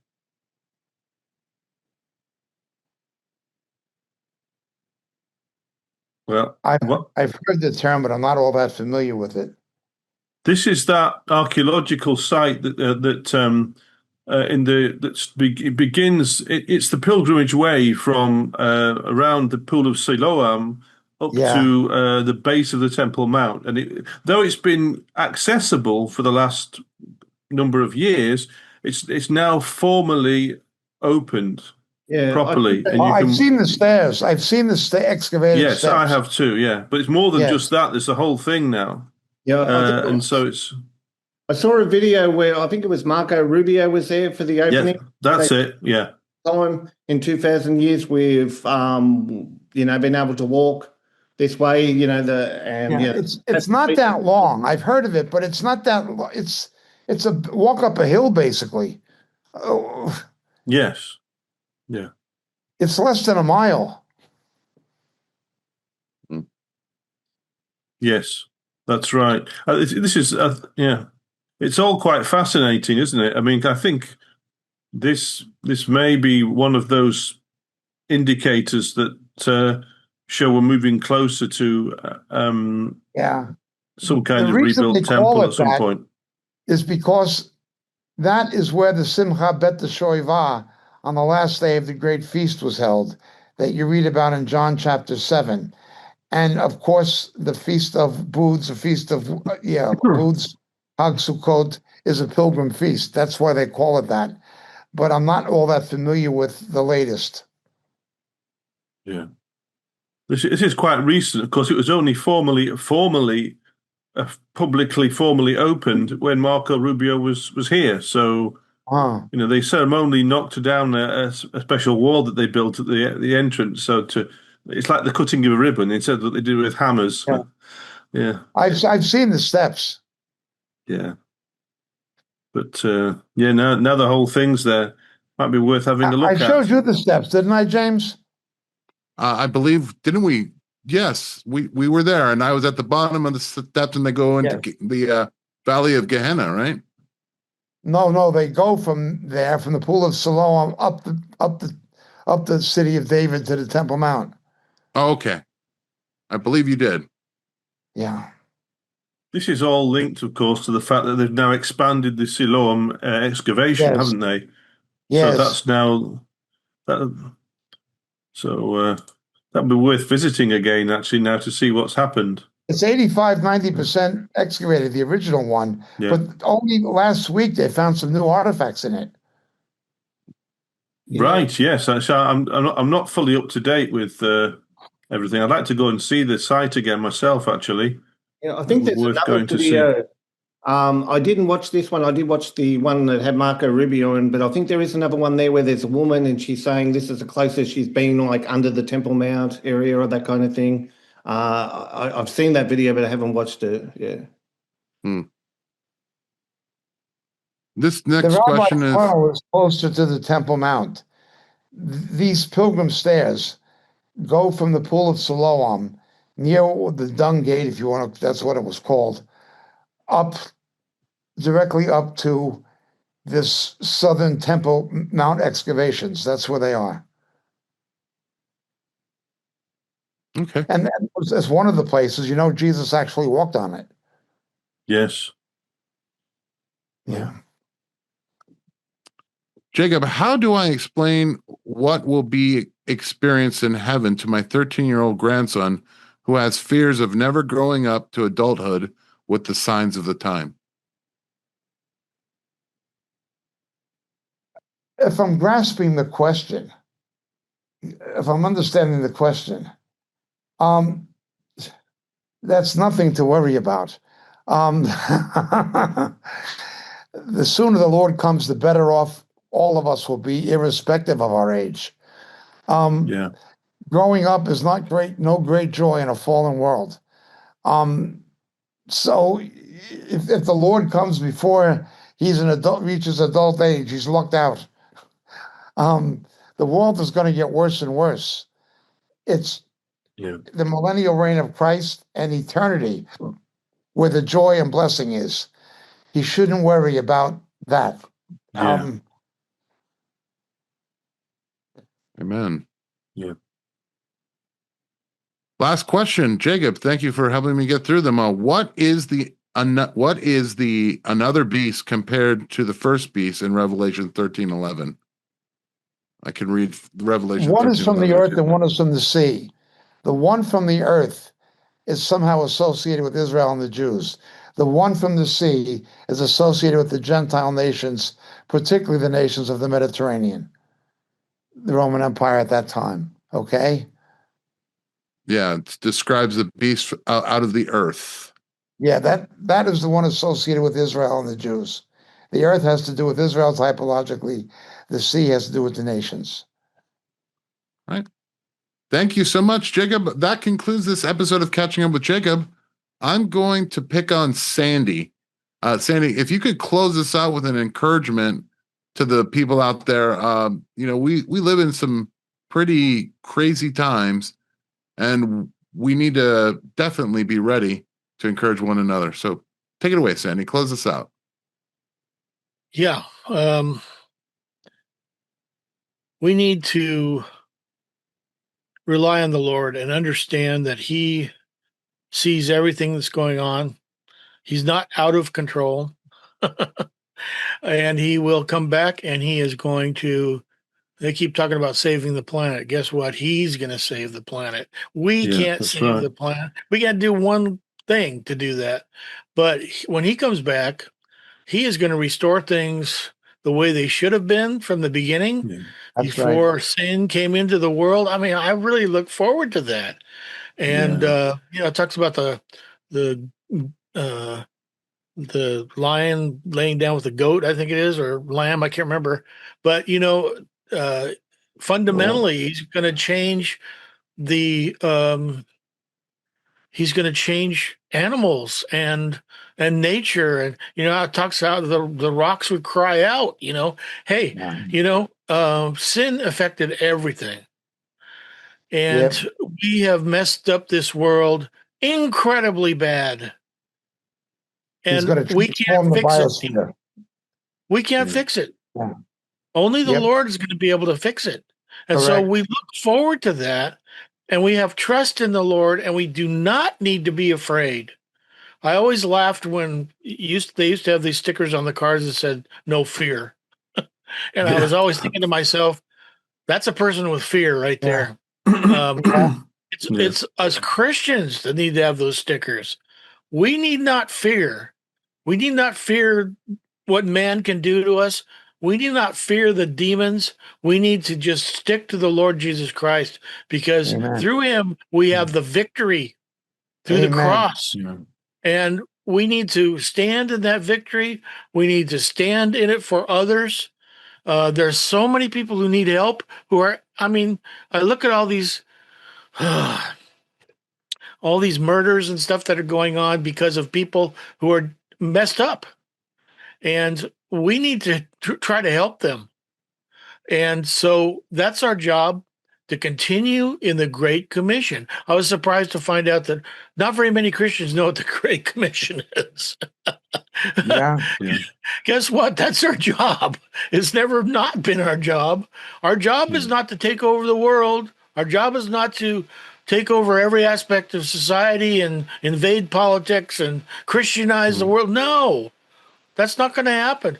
We know it's going to be bad before the end, but we can trust in the Lord Jesus Christ, because He's on our side. We're the ones who have the victory. So don't get discouraged. It's easy to get discouraged when you look around at this filthy world, but guess what? The Lord's coming, man. And I have this feeling He's coming sooner than we think. I think it's not too long from now. I think the tribulation is going to start pretty soon. So that's just me. I can't prove it, but I think a lot of other people, I think, feel the same way. So I just encourage you to continue to pray for the salvation of others. Pray for the persecuted Christians from many, many places in this world, particularly in Africa. I just, my heart cries out to some of those people. The Muslims are absolutely persecuting everybody these days. But stand strong in the faith. Be strong all the way to the end. And guess what? Your reward is in heaven. Build up your treasure in heaven. So that's my encouragement. Hello, and thank you for watching Moriel TV. There are so many things that are happening at Moriel Ministries worldwide, from the Philippines to Japan to India to Africa and back to Europe and the United States. So many of our brothers and sisters are spreading the good news of Jesus Christ to this lost world. We are so thankful for your prayers. God has been faithful and has blessed us in so many ways. If you'd like to partner with our efforts abroad and at home, please take a moment to click the link in the description and help us as the Lord leads you. Thank you very much, and God bless.